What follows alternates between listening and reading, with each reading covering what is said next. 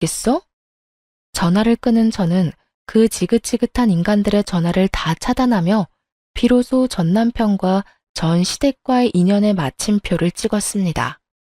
그 후 신혼집으로 지내던 집은 다시 세를 주고 전 친정에서 지내고 있습니다. 오만정이 떨어진 이혼이라고 한들 심적으로 너무 힘들더라고요. 그런 저에게 친정엄마는 함께 살자고 해주셨고 저는 죄송하긴 했지만 엄마의 뜻을 따르기로 했습니다. 처음엔 엄마 역시 상심이 크시긴 하셨지만 그간 제가 어떻게 지냈는지 듣게 되시며 차라리 잘했다고 해주시더라고요. 그렇게 살다간 제 명대로 살진 못했을 거라고요. 전 여전히 회사에 다니며 잘 지내고 있어요. 이혼 이후 그간 꽉 막혔던 운이 트이는 듯 일도 잘 진행된다 싶더니 현재는 진급까지 앞두고 있어요. 일도 잘 풀리고 가정에서 스트레스 받을 일도 없으니 삶에 활력도 생기고 마음도 훨씬 여유로운 것이 왜 진작 이혼하지 않고 버티고 살았나 후회까지 되는 거 있죠? 이로써 저의 긴 사연도 끝이 났네요. 저의 긴 사연 함께 해주셔서 감사합니다. 안녕하세요, 여러분. 조금은 밝게 인사를 해보려고 노력하는 화려하게 싱글로 돌아온 40대 초반의 여성입니다. 몇 년간의 이야기를 어떻게 풀어볼까 하고 조금 소가리를 하다가 일단 글을 써야 이야기도 술술 나오겠다 싶어서 타자를 열심히 두들기고 있습니다. 제가 겪은 이야기는 정말 상상을 초월하는 이야기라서 감히 자신 있게 이야기를 해볼 수 있을 것 같습니다. 세상에 이런 일이 저에게 일어나게 될 줄은 몰랐지만 그 덕분에 이곳을 찾아와서 여러분들과 이야기를 나눌 수 있게 되었으니 긍정적으로 생각을 해보려고 합니다. 거두절미하고 지금부터 제가 겪었던 꼭 드라마나 영화에나 나올 법한 그 이야기를 시작해보도록 하겠습니다. 정말 세상에 이렇게 염치가 없어도 없을 수 있나 싶은 사람들을 만나보신 적이 있으실까요? 저는 세상에 이런 사람들이 다 있구나 하는 경험을 했습니다. 저희 아버지는 은행에서 정년을 보내신 분이시고 항상 청렴결백한 마음으로 일생을 보내셨던 분이셨습니다. 지점장까지 일을 하셨고 같이 일하는 직원분들에게 항상 윗물이 맑아야 아랫물이 맑다고 하시면서 누구보다 정의롭고 아랫사람들을 위해서 일을 하셨던 분이셨습니다. 그 덕에 저는 항상 아버지를 존경할 수 있었고 저에게도 늘 모범이 되어주시고 교훈이 되어주시는 교과서 같은 분이셨습니다. 저희 어머니께서는 평생을 전업주부로 살면서 아버지를 보필하고 자식들을 키우는 것을 제일 최우선으로 생각하시면서 보내셨던 분이셨습니다. 늘 따뜻한 밥 한 끼 먹는 것을 중요하게 생각하셨던 분이셨기 때문에 저는 집에서 보내는 시간이 가장 행복하고 즐거웠습니다. 부모님께서 저에게 사랑을 주신 만큼 저 또한 밝고 빛나는 사람으로 자랄 수 있었다고 생각합니다. 그렇게 유년 시절, 학창 시절을 보낸 뒤 저는 대학을 졸업하고 꽤 괜찮은 회사를 다니면서 여유를 즐기며 살고 있었는데 우연히 기회가 찾아오게 되었습니다. 급하게 회사 선배님께서 저에게 소개팅 자리가 갑자기 파투가 나게 생겼다면서 대신해서 자리를 나가줄 수 있겠냐고 물어보셨고 심심했던 저는 흔쾌히 나가겠다고 대답을 했습니다. 그 자리에서 저는 남편을 만나게 되었습니다. 저는 남편과 처음 소개팅을 하던 날을 아직도 기억하고 있습니다. 남편은 소개팅 당일 세심하게 코스를 짜왔는데 그 모습을 보고 괜찮은 사람이라고 느끼게 되었습니다. 제가 사실 결정하는데 어려움이 있는 남자들을 싫어하는 타입이라서 이 남자가 일일이 코스를 짜오고 두 번째, 세 번째 대안을 짜온 모습이 마음에 들었던 것이었습니다. 남자가 칼을 뽑았으면 무라도 썰어야 하지 않겠습니까? 박력 있게 자기가 원하는 바를 딱딱 말해주는 사람을 찾고 싶었던 저에게 남편은 아주 괜찮은 사람이었던 거죠. 저는 땜질로 나가게 된 소개팅 자리이긴 했지만 둘 다 나이가 어느 정도 있었기 때문에 결혼을 전제로 만나보기로 결정을 내리게 되었습니다. 물론 저도 남편의 인상이나 성격에 호감이었으니까 남편이 저에게 결혼을 전제로 한 연애를 들이밀었을 때 오케이를 한 것이겠죠. 저희는 그 이후에 8개월이라는 시간 동안 서로를 확인하고 사랑을 느끼게 되어 결혼식까지 순리대로 올리게 되었습니다. 결혼식 자체는 양가의 축복 아래 정말 성대하게 치러지게 되었습니다. 아무래도 저희 아버지께서 은행 지점장을 하고 계시니 손님들이 꽤 많이 오셨던 것입니다. 저는 그 당시 백화점 화장품 매장에서 일을 하고 있었고 남편은 평범하게 회사에 재직 중이었는데 맞벌이다 보니 돈 문제에 있어서 크게 모난 부분은 없었습니다. 누가 더 벌고 누가 덜 벌고의 차이를 두지 않았고 우리 부부가 공용으로 돈을 관리하면서 대출금도 갚고 가게 생활도 잘 꾸리며 살기로 했습니다. 시작이 괜찮았던 만남이었기 때문에 사실 저는 결혼 생활 자체도 너무 행복하고 즐겁기만 할 것이라고 생각했습니다. 조금 마음에 걸렸던 게 있다면 남편의 엄마, 그러니까 시모는 시부와 이혼을 한 상태였고 남편이랑 시모랑 단 둘이서 살고 있다는 점이었습니다. 시모는 딱히 일을 하거나 돈을 벌어오지 않고 있는 돈을 까먹으면서 살고 있는 사람이었습니다. 물론 결혼 전에 남편이 용돈을 주었을 수도 있고 자세한 건 모르지만 시모가 돈을 벌어서 생활을 하는 사람이 아니라는 것은 알고 있었습니다. 시부랑 이혼을 했을 당시에 시부 쪽 과실로 인한 이혼이었던 것인지 위자료랑 양육비를 꽤 받았다는 이야기를 뒤늦게 들어 알게 되었습니다. 시모는 그 돈을 그저 까먹는 데만 쓰지 않고 주위 사람의 권유를 받아서 부동산에 투자를 했다고 하더라고요. 저는 솔직히 투자 같은 건 무서워서 못하겠던데 시모는 과감한 성격인 건지 사람들의 말만 듣고 바로 투자를 진행했다고 합니다. 그 투자를 했던 땅이 뒤늦게 도로가 뚫리고 개발이 되면서 이익을 엄청나게 보게 되었고 사는데 부족함이 없을 정도로 돈을 긁어모았다고 하더라고요.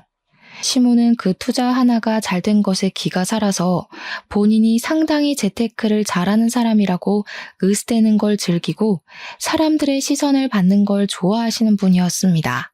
저에게도 투자를 하고 싶거나 돈을 불리고 싶은 마음이 있으면 본인에게 와서 이야기를 하라고 하셨거든요. 하지만 제대로 공부한 사람도 아니었고 은근 팔랑귀인 부분이 있어서 주위에서 이게 괜찮다더라 하면 일단 투자를 하고 보는 리스크가 많은 투자를 하는 분이셨습니다. 저에게 으스대면서 통장에 돈을 쌓아두는 것만큼 바보 같은 짓 없다고 늘 말씀하셨지만 사실 부동산 투자라는 게 다 그렇지 않겠습니까? 어디가 개발된다더라, 어디에 뭐가 들어선다더라 하는 소문만 듣고 몰렸다가 이도저도 아니게 망하는 사람이 한둘도 아니고요. 그냥 시모는 우연히 주워들은 정보를 가지고 투자를 했던 땅이 재개발이 되면서 로또를 맞은 케이스, 그 이상 그 이하도 아니었습니다. 저는 저희 아버지께서 은행에서 오래 일을 하셨기 때문에 아버지의 투자 방식이 훨씬 더 마음에 들고 안정적이라고 생각을 하고 있었습니다. 단지 수익률은 시무보다 떨어질지 몰라도 아버지께서는 단돈 10,000원을 벌어도 손실이 나지 않는 곳으로 최대한 알아보고 일을 하셨습니다. 시모는 그런 단순한 노력도 없으면서 자기가 벌었던 돈에 대한 뽕으로 취해 사시는 분이었고요.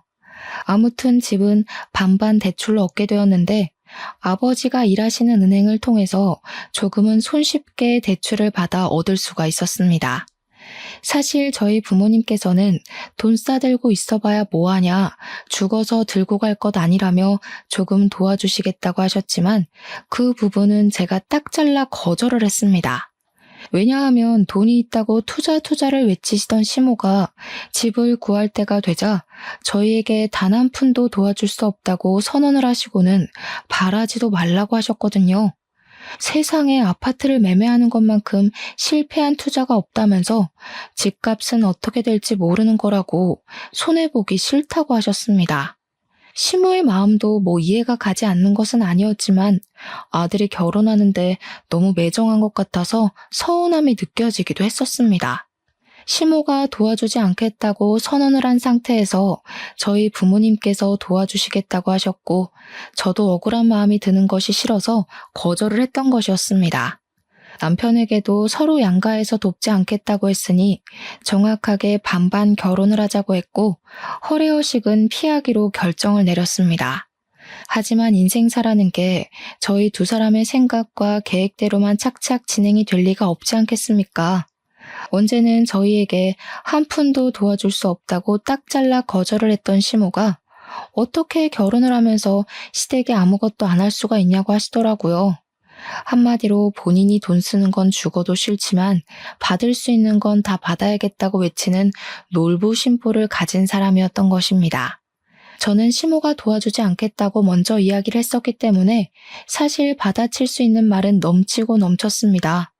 하지만 더 골머리를 썩는 일이 생기게 되었는데 남편의 친부에게서 저에게 바로 연락이 온 것입니다. 누군지도 모르는 번호로 전화가 와서 조심스럽게 받았더니 다짜고짜 저에게 큰 소리로 화를 내시더라고요. 결혼을 한다는 소식을 들었는데 왜 아직까지도 인사를 드리러 오질 않아? 지금 나를 무시하는 거 뭐야? 며느리가 되어서 시합이 될 사람한테 제깍제깍 와야지. 저는 당연히 그 전화를 받고 너무나도 어이가 없었습니다. 남편도 시모도 저에게 남편의 친부에게 인사를 드리러 가야 한다고 언지를 해준 적이 없었기 때문이었습니다. 두 분이 이혼했다는 이야기만 들었지 그 외의 소식을 전혀 들은 게 없는데 어느 누가 친부에게 인사를 드리러 가야 한다고 생각을 하겠습니까? 시댁에서 저에게 언지를 주었다면 저도 준비를 해서 시부를 만나러 갔겠지만 남편조차도 본인 친부에게 인사를 드릴 생각을 하지 않는데 제가 나서서 해야 하겠습니까? 결국 남편과 상의를 한 끝에 친부라는 사람을 만나러 가게 되었는데 저를 아래 위로 훑어보면서 남편에게 말도 안 되는 소리를 하시더라고요. 곰곰이 생각을 해봤는데 말이야.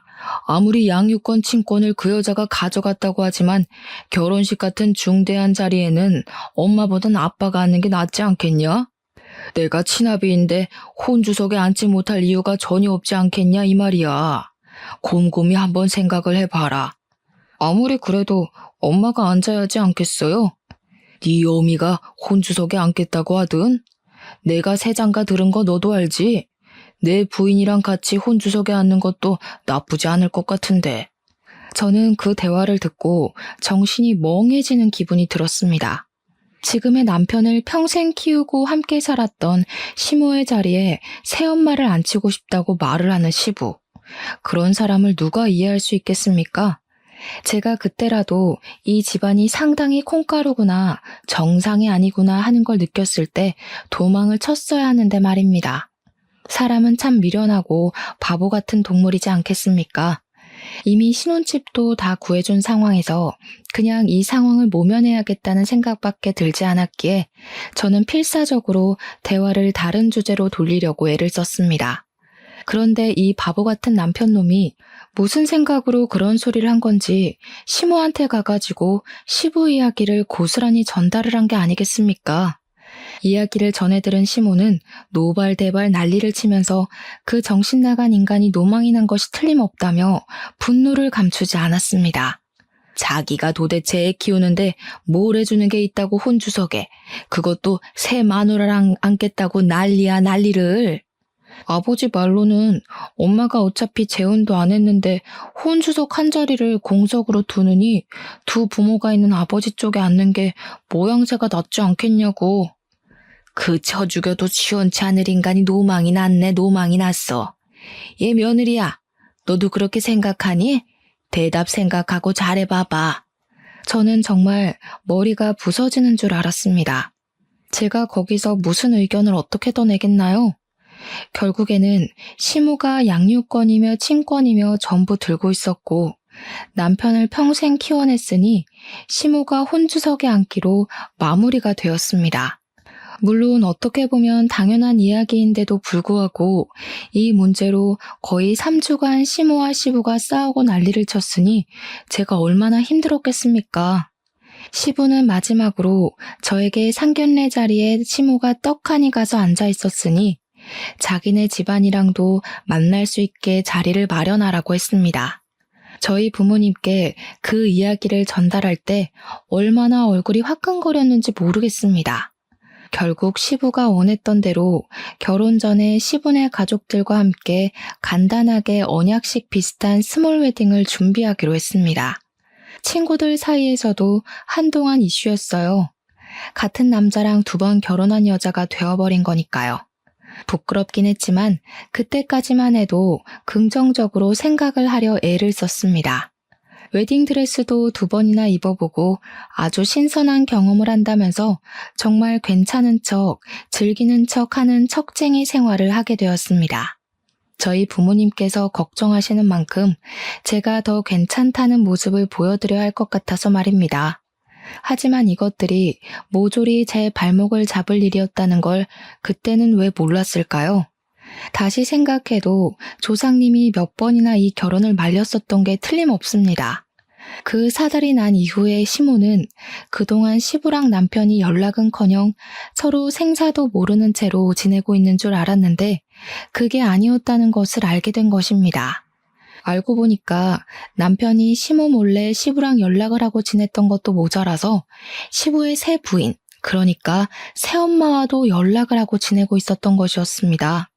남편이 야가 빠진 건지 뭔지 그동안 남편이 돈이 필요할 때마다 시부에게 연락을 해서 용돈을 받아서 타쓰고 있었던 것이었습니다. 시부는 용돈을 주면서 남편과의 관계를 유지하고 시모 몰래 틈틈이 만나서 밥도 먹고 시간을 보내고 있었던 것이었고요. 새 부인과 시부 사이에 자식이 들어서지 않았기 때문에 나중에 노후를 대비하는 마음에서 남편에게 효도를 바라고 있었던 것이었습니다. 본인들이 나중에 늙고 지쳐서 아무런 힘도 없고 할 수 있는 일이 사라질 때 본인들 수발을 들어주라면서 남편에게 돈을 주고 있었던 거죠. 참 그 부분도 어이가 없는 게 뭐냐면요. 용돈도 푼돈으로 주고 결혼할 때 한 푼 도움도 주지 않은 사람들이 그런 생각을 하고 있었다는 겁니다. 돈이라도 막 몇 억을 주었다면 당연히 효도를 해야 하는 건 맞지만 뭐 끽해봐야 가끔 밥이나 사 먹으라고 용돈을 주는 정도였던 걸로 알고 있습니다. 저한테는 시부의 행동이나 시모의 행동이 전부 염치가 없이 구는 것처럼 느껴졌다 이 말인 거죠. 게다가 저에게 용돈을 줬던 것도 아닌데 왜 우리 부부가 효도를 하길 바라는 건지 이해를 할 수 없었습니다. 나중에 이 사정에 대해 저희 집에서 전부 다 알게 되었고 정신 나간 거 아니냐는 부모님의 격한 반응이 나오기도 했었습니다. 제가 걱정을 하고 고민을 할 때마다 남편은 저를 안심시키면서 걱정하지 말라고 본인이 알아서 다 해줄 테니까 안심하라고 했었습니다. 하지만 여러분, 그 말이 그대로 잘 지켜졌다면 제가 왜 굳이 이 공간을 찾아와 이렇게 사연을 적어가고 있겠습니까? 시모고 새 부인이고 할 거 없이 저에게 연락이 와서는 주말에 뭐 할 예정이냐? 결혼도 했으니 둘이서만 놀지 말고 가족들끼리 같이 밥을 먹자고 권유를 하셨습니다. 시부의 새 부인이 저에게까지 연락을 뻗친다는 걸 알게 된 시모는 제가 그 가족들을 만나는 것은 자기를 무시하는 처사라고 절대 가지 말라고 반대를 하셨습니다. 사실 반대를 안 하셨어도 안 갔을 자리이긴 하지만 그 핑계를 대면서 시모는 주말에 저희 집에서 늘어붙기 시작하셨습니다. 아침에 찾아와서 오늘 어디 나갈 예정이냐 아니면 집에 있자 하시고는 제가 누구랑 연락을 하는지 꼼꼼하게 살펴보셨습니다. 저희 부모님께 이 고충을 토로했더니 제 걱정에 밤에 잠이 안 온다고 하시더라고요. 참 제가 못난 딸이죠. 신혼생활을 시작한 이후에 주말에 시모가 저희 집에 찾아오지 않는 날이 없을 정도로 매번 저희 신혼집을 방문하셨습니다. 이유는 당연히 시부와 새 부인을 만나지 말라는 명목이었으나 실상은 조금 달랐습니다. 주말마다 저희 집에 와서 살림에 참견을 하고 저를 못 시켜 먹어서 안달이 난 사람처럼 구는 것이 아니겠습니까? 예, 우리 아들이 얼마나 집에서 밥을 잘 먹고 다니는지 궁금해 죽겠으니까 밥이나 한번 거하게 차려봐라. 아니 그나저나 얘야, 집안 꼴이 도대체 이게 뭐니? 여자가 바깥일을 한다고 해도 청소는 잘하고 살아야 하지 않겠니? 이것부터 치워봐라. 그리고 집에 어떻게 과일이 하나도 없을 수가 있어. 우리 아들이 과일을 얼마나 좋아하는데. 물론 제가 맞벌이라는 이유로 집안 청소를 게을리한 것도 인정을 하고요. 제가 과일을 별로 좋아하지 않아서 사다 놓지 않은 것도 인정을 하는 부분입니다. 하지만 청소는 남편이 해도 상관없는 부분이고, 더군다나 자기가 먹고 싶으면 사다 먹으면 되는 거 아닌가요? 저에게만 기준과 잣대를 두고 이야기를 하는 시모가 이해가 가지 않았고, 그런 잔소리를 더 이상 듣고 싶지 않았습니다.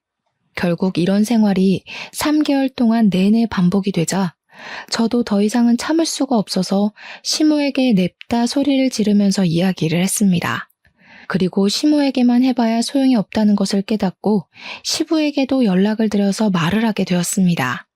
제가 한 이야기의 요점은 결혼식 혼주석에 앉은 게 시모이듯 남편을 평생 키운 사람은 시부가 아니라 시모인 건 틀림없다. 그러니까 우리가 최소한의 도리만 하고 살 수 있게 서로 양해를 해달라는 말이었습니다. 시모가 계속 시부에게 신경을 곤두세우니 가운데서 새우등 터지는 건 저뿐이었거든요. 제가 언제까지 양쪽의 눈치만 보면서 살 수는 없지 않겠습니까?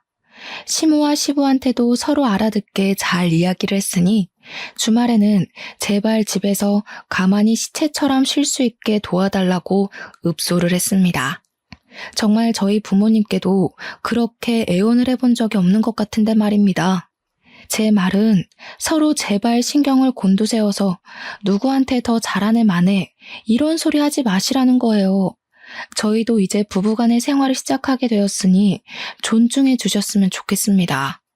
저희 부부 맞벌이로 일을 하고 있는데 저도 쉴 시간이 필요하다고요.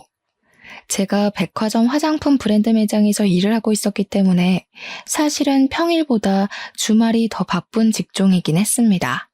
그런데 제가 연차가 많이 쌓여 있어서 휴무일 조정이 쉽고 신혼부부라서 주말에 쉴 수 있게 배려도 받았단 말입니다. 하지만 시모가 매번 그렇게 찾아와서 저를 감시하고 있는데 어떻게 쉬겠습니까? 차라리 출근을 해야겠다는 생각이 들 정도였습니다. 백화점이라는 게 1년 365일 쉬지 않고 돌아가는데 오죽하면 출근을 해서 일을 하는 게 낫겠다고 생각을 하겠냔 말입니다. 제가 전화로 난리를 치우자 결국 시모도 시부도 저한테 불만이 쌓인 채로 휴전 아닌 휴전을 하게 되었습니다.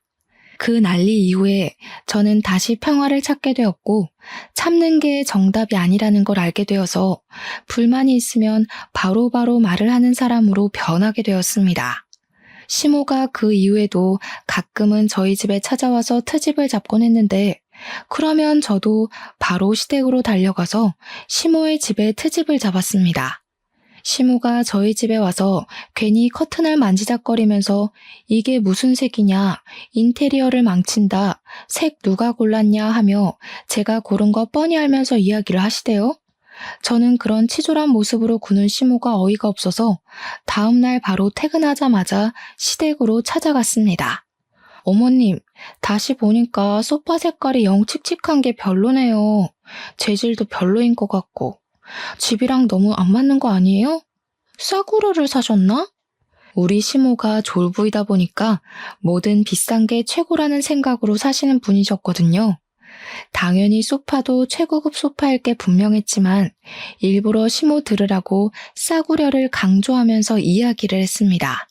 시모가 가전으로 트집을 잡으면 저도 가서 일부러 독일제 주방기구를 보고 이거 중소기업 거냐고 깎아내리기도 했고요. 저희 시모가 몸집이 조금 뚱뚱하게 있는 편인데 저는 사실 시모보다 키도 10cm나 크고 몸도 호리호리하게 마른 편이거든요. 시모는 그게 또 은근히 비교가 되고 불만이었는지 자꾸 본인이 안 입는 옷을 저에게 막 주는 겁니다. 저랑 허리 사이즈부터가 다른데 일부러 자기한테는 커서 못 입는 옷이라고 하면서 저에게 사이즈 딱인 것 같다고 가서 입으라고 쥐어주셨습니다. 하도 제 몸을 가지고 후려치시길래 처음에는 그냥 웃기고 말았는데 계속 저러니까 저도 슬슬 짜증이 나더라고요. 어머님, 이거 딱 보기에도 사이즈가 안 맞아 보이지 않으세요? 어머님 보는 눈이 진짜 없으시다. 저 허리 27 사이즈 입어요. 어머님은 넉넉한 거 찾으셔서 고무줄 바지만 입으시잖아요. 저 이거 안 맞아요. 혹시 이거 한번 입어보신 거 아니에요? 허리가 늘어난 것 같아서요. 은근히 아들야들하게 굴면서 시모를 깎아내리니까 처음에는 시모도 발끈하면서 저한테 난리를 치더니 나중에 가서는 제가 별로다 별로다 하니 권하지 않으시더라고요. 저한테 타격을 주는 것보단 본인이 타격을 입는 게 더 많다고 생각이 들었는지 옷을 권하지 않으시는데 참 무슨 심보인지 이해가 가질 않았습니다. 그렇게 결혼 생활에 날을 세운 지도 2년이라는 시간이 지나가고 어느 날 친정아버지께서 정년퇴직을 하시게 되었습니다. 정년퇴직을 한 이후에는 퇴직금을 넉넉하게 받았기 때문에 그 돈을 어떻게 굴릴까 고민을 하시다가 친구분과 사업을 시작하셨습니다.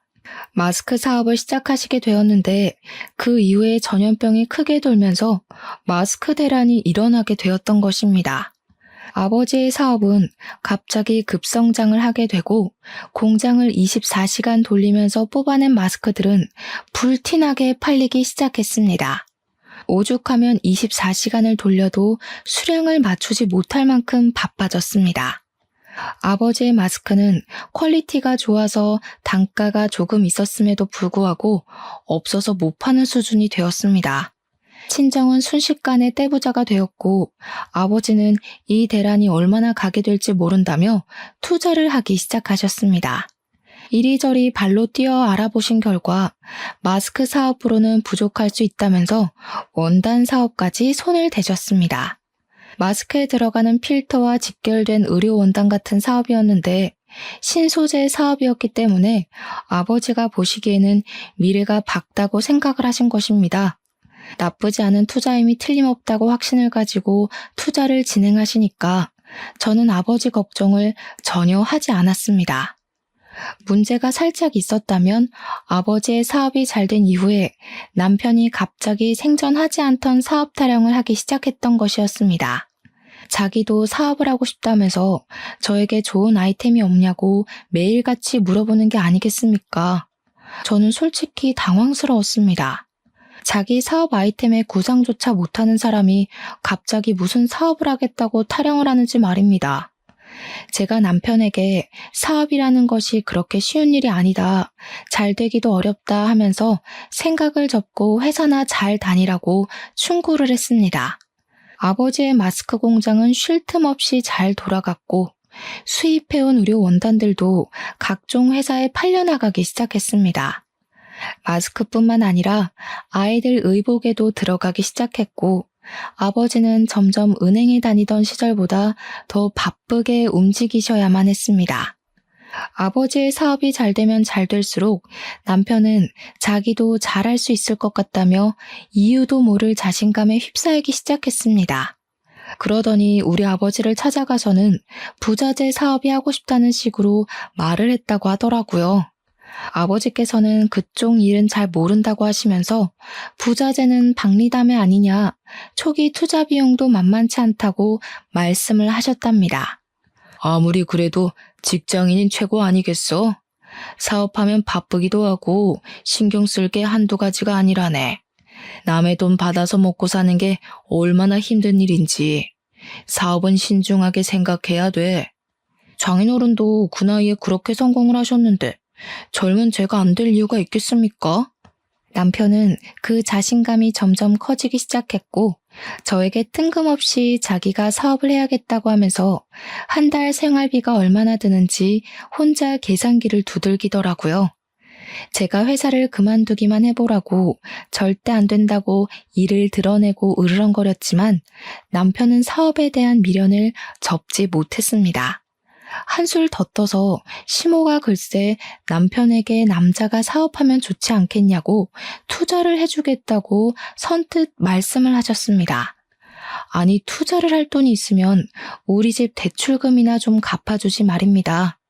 남편은 시모의 응원에 힘입어서 돌연 회사를 그만두고 퇴직금 받은 돈에 시모에게 투자받은 돈까지 더해서 부자재 사업을 시작했습니다. 마스크가 불티나게 팔리게 되면서 사람들이 액세서리를 찾기 시작했고 더불어 마스크 줄이 같이 팔리게 되었는데 남편은 그걸 노린 것이었습니다. 처음에는 투자받은 돈으로 열심히 공장을 돌려서 마스크 줄을 대량 생산을 하기 시작했는데 그게 맘처럼 쉽게 잘 되지 않았습니다. 그러다 보니 있는 돈은 자꾸 까먹게 되고 우리 집 대출금이며 생활비며 제가 버는 돈으로 해결해야 하는 건 안 봐도 비디오로 재생되시죠? 하지만 여러분들도 대충 알다시피 백화점 화장품 판매 사원이 돈을 벌어봐야 얼마나 벌겠냐 이 말입니다. 시간이 흐르면 흐를수록 생활비가 점점 부족해지기 시작했고 저는 남편에게 제발 사업에 그만 눈을 돌리고 직장 생활하면서 돈을 벌어오라고 부탁을 했습니다. 그런데 제가 그 말을 할 때마다 시모가 계속 참견을 하면서 저에게 핀잔을 주시는 게 아니겠습니까? 남편이 하는 일에 토달지 말아라. 어디 여자가 남자 바깥 일에 신경을 쓰고 그러니? 알아서 잘 하겠지. 우리 아들이 얼마나 똑똑한 아인데 떼부자가 하루아침에 되냐? 결국 저는 몰려드는 압박과 쉴 새 없이 빠져나가는 돈 때문에 생활비가 부족해지는 위기에 봉착했고 대출금을 갚기 위해 아버지께 돈을 빌려야 했습니다. 그런데 아빠가 제 사정을 전부 들으시고는 아주 단호하게 그런 말을 하시더라고요. 대출금을 전부 대납을 해줄 테니 집 명의를 제 명의로 바꾸라고 말입니다. 남편과 상의를 해보고 진행을 해야 할 것 같아서 집에 돌아와서 아버지가 저에게 해준 말씀을 전달을 했더니 남편의 표정이 오묘하더라고요. 남편은 사업이 만만치 않음을 느끼고 좌절해가고 있었던 시점이었는데 아버지께서 집 대출금을 전부 갚아준다고 하니까 명의 따위 바꾸는 게 뭐가 대수냐고 당장 하라고 하더라고요. 그 이야기를 들은 시모만 뾰루통에 있었습니다. 대출금 갚아주신다니까 감사하긴 한데 명의는 왜 바꾸라고 하시냐? 누가 그 집 홀라당 까먹는다냐? 또 모르죠. 나중에 집 담보대출이라도 잡히면 큰일이지 않겠어요? 그 뒤로는 시모 말도 깡그리 무시했죠 뭐. 시모고 시부고 집 갚는데 돈 한 푼 안 보탠 사람이 무슨 할 말이 많다고 그렇게 참견을 해대는지. 아무튼 남편의 사업은 1년 가까이 침체기를 맞이하다가 아주 예상도 못한 시점에 갑자기 대박이 터지게 되었습니다. 그건 바로 남편이 외국의 캐릭터의 액세서리를 무리하게 계약을 해가지고 국내에 들여오게 되었는데 정말 뜬금없는 타이밍에 그 캐릭터가 인기를 얻게 된 것입니다. 국내에서 입소문을 타고 유명해지기 시작하자 팔리지도 않던 부자재가 미친 듯이 팔리기 시작했습니다. 남편은 마스크줄 판매를 바로 접고 그 캐릭터의 액세서리 위주로 공장에서 물건을 찍어내고 납품을 시작하게 되었습니다. 사업이라는 게 정말 한 치 앞도 예상할 수 없는 일이더라고요. 남편의 사업이 언제 침체기를 겪었냐는 듯이 갑자기 승승장구를 하게 되었습니다. 근데 우리 남편이 그 캐릭터를 무리해서 계약했을 당시 돈이 없어서 우리 아버지에게 투자금을 빌린 적이 있었습니다. 저는 아버지에게 이 사람이 다시 직장에 다니는 것이 좋겠다, 도와주지 말라고 이야기를 했었는데 아버지는 사업을 시작했으면 실패도 겪어봐야 성장하는 법이라고 하셨습니다. 그래서 꽤 큰 돈을 턱 빌려주셨는데 그 돈이 무려 2억이나 되었습니다. 그 캐릭터가 사실 해외에서도 그다지 인기가 있었던 캐릭터는 아니라서 부자재를 거의 독점으로 들여오는데 그 돈이 필요했던 것입니다. 그걸 아버지한테 빌려서 계약을 하게 되었는데 이젠 뭐 그 돈을 갚고도 남을 만큼 매출이 훌쩍 뛰게 되었습니다. 그런데 정말 반전으로 그때 저희 아버지의 사업이 갑자기 내리막길을 걷게 되었습니다. 아버지께서 신소재 쪽으로 완전히 눈을 돌렸는데 대기업에서 아버지의 사업 아이템을 훔쳐서 장사를 하기 시작한 것입니다. 대기업을 어떻게 개인 사업자가 이길 수 있겠습니까? 거래처는 물론이고 홍보며 소재 개발까지도 싹 대기업에 빼앗기게 되었습니다. 그때쯤 마스크 사업도 공장들이 풀가동을 하면서 수요가 확 줄게 되었고요. 아버지의 사업이 크게 휘청하게 되었는데 남편의 사업은 나날이 고공행진을 하고 있었습니다. 남편은 독하게도 남편의 공장이 아닌 다른 공장에서 카피해서 판매를 하는 그 캐릭터들을 전부 신고해서 완전히 시장을 독점하고 있었습니다. 인터넷에서 판매되고 있는 짝퉁 제품들을 하나하나 찾아서 신고를 하고 판매 중지를 걸고 있었던 것입니다. 그러면서 남편은 사업이 잘 될 줄 알고 있었다면서 다 자기 능력이라고 말을 하고 다니며 마치 투자에 성공한 시모처럼 으스대고 있었습니다. 허구한 날 무슨 술을 그렇게 마시고 다니는 건지 사실 남편의 사업은 부자재 사업을 하는 거라 그다지 접대할 일도 없었습니다. 그럼에도 불구하고 무슨 맨날 접대를 하러 다닌다고 하면서 집에 늦게 들어오는 건 물론이고 매일같이 술에 취해서 개가 되어 들어왔습니다. 저는 그런 남편을 잡고 부탁을 했습니다. 지금 우리 아버지의 사업이 많이 힘들다고 하는데 돈을 좀 빌려주면 안 되겠냐고 말입니다. 사실 남편도 저희 아버지에게 투자금을 빌린 게 있으니 갚아야 하는 게 도리 아니겠습니까? 그러자 남편은 자기도 많이 버는 것 같지만 직원들 월급 주고 하면 남는 게 없다면서 조금만 더 기다려보라며 자리를 회피하길 반복하더라고요. 아버지의 공장이 굴러가고 있긴 했지만 자꾸만 적자가 나는 상황이었고 결국에는 공장을 정리해야 할 것 같다고 이야기를 하셨습니다. 그래도 그간 투자가 불려놓은 재산이 있어서 크게 망하고 빚이 생기고 한 것은 아니었지만 저는 마음이 정말 너무 안타까워 어쩔 줄을 몰랐습니다. 남편에게 일부라도 투자금을 상환해 주기를 부탁하기도 했었습니다. 2억이 갑자기 생기면 부모님의 노후 자금으로 충분할 것 같다고 생각을 했기 때문에 남편을 붙잡고 진지하게 이야기를 한 것입니다. 남편은 알겠다고 하면서 매달 돈을 갚아 나가겠다고 약속을 했는데 참 나중에 아버지께 들어서 알게 되었습니다. 우리 남편이 투자금을 갚겠다고 하면서 매달 50만 원이라는 돈을 보냈다는 것입니다. 거기서 저는 이성을 잃었죠. 시모는 본인 아들이 매달 50만 원을 보내는 것에 감사할 줄 알아야지 가족들끼리 돈 문제로 얼굴 붉히고 따지는 게 아니라는 식으로 말을 하시더라고요.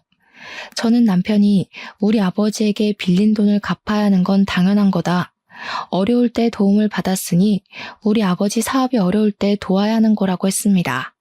하지만 시모는 저의 그런 생각 자체가 틀려먹은 것이라고 이야기를 하는 것이 아니겠습니까?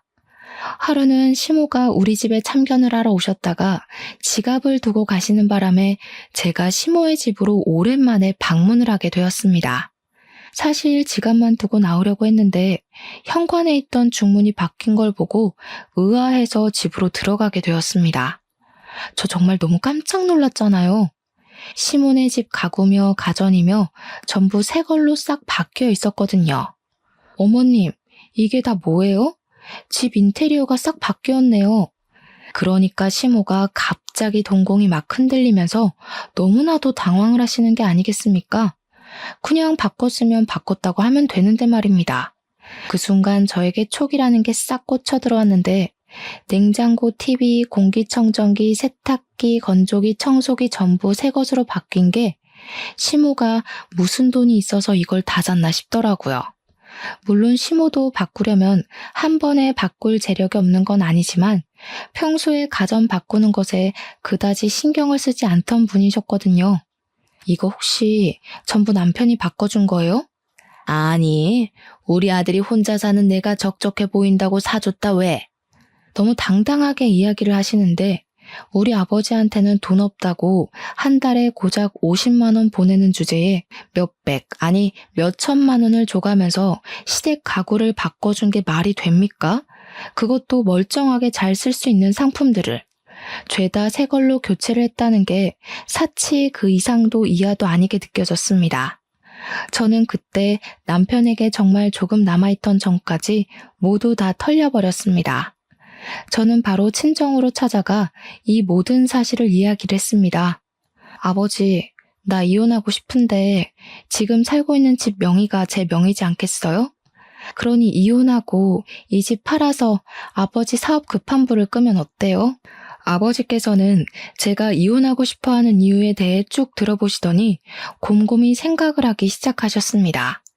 한참 뒤에 벌떡 일어나셔서 저에게 무슨 종이를 하나 내밀면서 도저히 괘씸해서 안 되겠다고 이대로 이혼만 하면 억울하지 않겠냐고 하시더라고요. 그 종이를 읽어보니까 변호사 공증까지 받은 차용증이 아니겠습니까?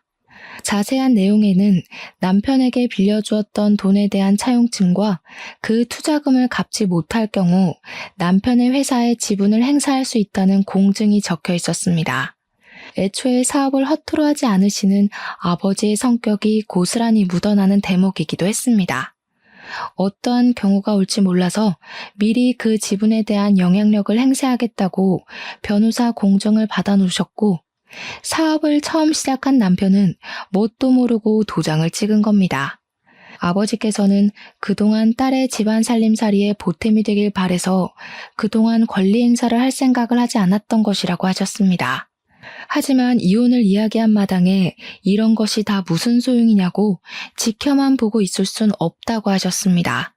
그러더니 남편에게 친정으로 오라고 부르셨고, 이 모질이 같은 남편은 상황 파악도 전혀 하지 못하고 친정에 와서 떵떵거리더라고요. 제가 월 50만 원 드리는 걸로 부족해요? 사업 실패할 걸 생각하시고 움직이셨어야죠. 어떻게 마냥 사업이 잘 되기만 하겠어요? 미리미리 대비를 하셨어야지. 제가 그 말에 너무 화가 나서 부들부들 떨고 있는데 저희 아버지께서는 태연자약하게 이야기를 하시더라고요. 우리 딸이 자네랑 이혼을 하겠다고 하는데 내가 자네의 만행을 언제까지 지켜봐 줄 수 없지 않겠나? 이거 기억나지? 그러면서 미리 준비해 두셨던 차용증 서류를 꺼내서 남편의 얼굴 앞에 떡하니 들이미셨습니다. 남편이 그걸 읽더니 무척이나 당황해하면서 머리를 긁더라고요. 저도 기억이 나긴 하는데요. 이것도 당장 갚을 돈이 있어야지 갚지 않겠습니까? 아시다시피 저도 매달 50만 원 드리는 게 버거워서요. 갑자기 태도를 바꾸는데 헛웃음이 나더라고요. 이렇게 염치도 없고 눈치도 없는 새끼랑 그 시간을 어떻게 버티며 보낸 건지 참으로 제가 미련스럽고 바보같이 느껴졌습니다. 아버지께서는 오히려 여유롭게 남편에게 이야기를 하셨습니다. 그럼 내가 사업에 대한 권리를 찾아오는 수밖에 없겠구먼. 투자금 2억에 대한 기본 35%만큼의 권리를 행사하도록 하겠네. 수익도 당연히 그만큼 나에게 나눠야 할 것이고, 자네가 하고 있는 캐릭터 사업에 대한 저작권 또한 나눠 가지는 게 좋겠군. 아니, 35%나 행사를 하시겠다고요? 자네 처음 사업할 때 얼마 들고 했나? 내가 투자해준 2억이 거의 반 이상이라고 알고 있는데 말이야. 내가 35%로 정한 것도 우리 딸을 위해서 했던 거지. 말 맞다나 내가 그 회사의 반 이상의 지분을 가져도 자넨 할 말 없어. 남편은 아버지께 시간을 조금 더 달라고 이야기를 한 뒤 저를 보면서 집에 가자고 일어나라고 하더라고요. 이 눈치 없는 새끼는 귓구멍이 막힌 건지 불과 몇 분 전에 제가 이혼하겠다고 말을 했던 건 듣지도 않았나 봅니다. 내가 당신을 왜 따라가? 나 이혼할 거라니까. 그리고 그 집도 내 집인 거 알지? 가도 당신은 시댁으로 가. 내 집에 발 디딜 생각하지 말고. 남편은 씩씩거리면서 친정을 나섰고 그 이후에 며칠 동안 변호사를 만나서 아버지께 돈을 주지 않을 방법을 찾으러 다니는 것 같았습니다. 그런데 남편이 이미 인감도장까지 꽝꽝 찍은 마당에 무슨 별다른 방법이 존재할 리 없지 않겠습니까? 아버지께서는 더 기다려주지 않고 바로 추심에 들어가기 시작했고, 법적 공방이 지지부진하게 이루어지다가 결국에는 남편이 아버지께로 돈을 배분하라는 판결이 나왔습니다. 한번 그런 판결이 나오니 저작권에 대한 권리까지 아버지께 일부 양도가 되었습니다. 그 사이에 저는 남편을 그냥 두고 보지 않고 바로 이혼 소송에 돌입을 했고요. 그 소식을 전부 전해들은 시모는 저를 찾아와 제 멱살을 잡아 올렸습니다. 배은망덕하게 여태 같이 살아준 남편을 배신하고 돈독이 올라서는. 그 말에 너무 열이 받은 저는 시모의 멱살을 같이 잡아 올렸습니다. 제가 그렇게 힘이 셀 거라고 예상을 못한 건지 시모는 놀라서 어쩔 줄 몰라 하더라고요. 지금 누가 누구 보고 배은망덕을 입에 올리는 겁니까? 투자금 받을 때는 세상 효자인 척하면서 평생 효도하겠다고 하더니 월에 50만 원을 줘요? 꼴랑? 시몬의 집에 있는 가정가구들은 몇 천만 원 주고 싹 바꿔주면서 돈 없다고 난리를 피우는 게 효도입니까? 그러면서 멱살을 잡고 흔드는데 제가 시모보다 좋기 10cm는 더 크니 시모가 바람에 부는 갈대처럼 흔들리더라고요. 결국 그날 시모는 본전도 못 찾고 돌아가고 남편은 저희 아버지께 수익 배분을 시작했으며 아버지는 그 캐릭터에 대한 사용권을 인정받았습니다. 남편 보란 듯이 마스크며 뭐며 그 캐릭터들을 죄다 찍어내기 시작했습니다. 거기다가 일부러 다른 업체들이 사용할 수 있도록 저작권의 다중계약을 찍어내기 시작했습니다. 당연히 아버지께서도 지분을 인정받았기에 법적으로 아무런 문제가 되지 않더라고요. 당연히 이쪽 저쪽 업체마다 아버지께 연락이 와서 캐릭터의 사용권에 대한 계약을 하기 시작했고 시장에 별로 풀리지 않았던 상품들이 마구잡이로 쏟아지기 시작했습니다.